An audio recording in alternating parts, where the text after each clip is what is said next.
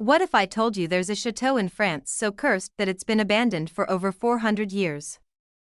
A place where every single owner met a tragic end, where darkness literally stains the family legacy, and where even today, this is the story of Château d'Elherm. And trust me, this isn't your typical chateau renovation gone wrong.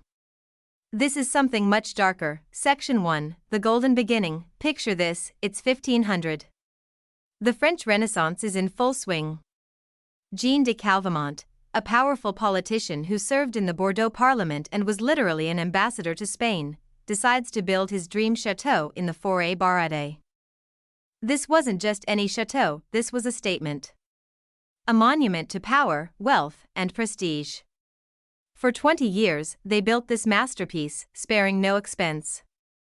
Jean de Calvimont had everything: political connections, royal favor, unlimited money.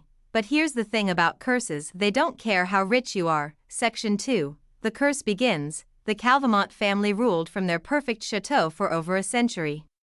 But in 1605, everything changed. And I mean everything. Marguerite de Calvimont, the last heir of this powerful dynasty, was taken from this world by her own husband, François II d'Aubusson de Beauregard. Think about that for a second. This woman survived everything medieval France could throw at her, only to lose her life at the hands of the person who was supposed to protect her. And here's where it gets really dark: this wasn't an accident. This was calculated, deliberate. And it marked the beginning of a pattern that would repeat for centuries. After Marguerite's tragic end, the chateau was immediately abandoned. A century of family history just gone. Left to rot in the forest. Section 3, The Curse Spreads. But wait, it gets worse. Enter Marie de Hautefort, one of Louis XIII's former lovers, nicknamed the Aurora. Royal connections, massive wealth, connections to the crown. Surely she could break whatever was happening at Elherm. Right, wrong. In 1682, Marie bought the cursed chateau. And what happened next proves that this curse doesn't discriminate. Marie de Hautefort had the Calvimont brothers eliminated to secure her claim to the property. Yes, you heard that right, she had people removed from existence to own a cursed chateau. The tragedy kept flowing. Her son Charles met his end in 1636. By 1642, the property was being sold again because, and I quote from the historical records, there had been numerous tragic ends. Think about that. So many people passed away that they literally put the chateau up for sale because it was too devastating to live in. Section 4, The Legend Grows. Now, here's where the story gets even more interesting. The chateau became so notorious that it inspired one of France's most famous novels, Jacquou le Croquant by Eugene Leroy. The book tells the story of a peasant boy whose father perishes at the hands of the evil count living at Château d'Elherm. The boy grows up and gets his revenge by burning the chateau to the ground. Fiction? Maybe.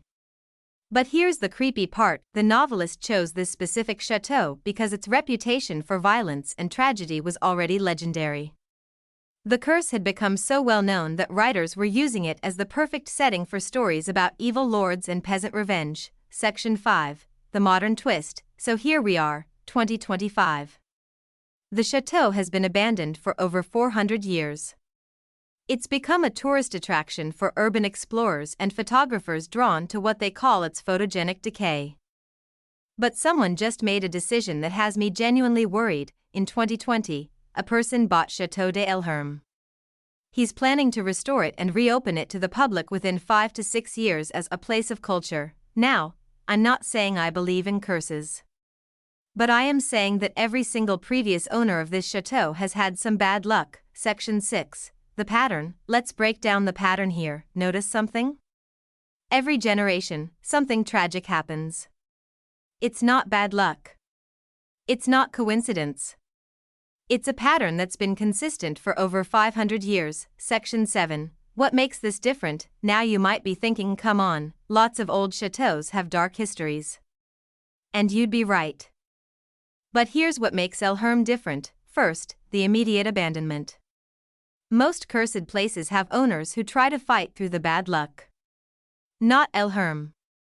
Every family just leaves. Immediately. Permanently. Second, the consistency. We're talking about 400 years of the same pattern. New owner, tragedy, abandonment, repeat, third, the scale. This wasn't just one bad owner or one tragic event.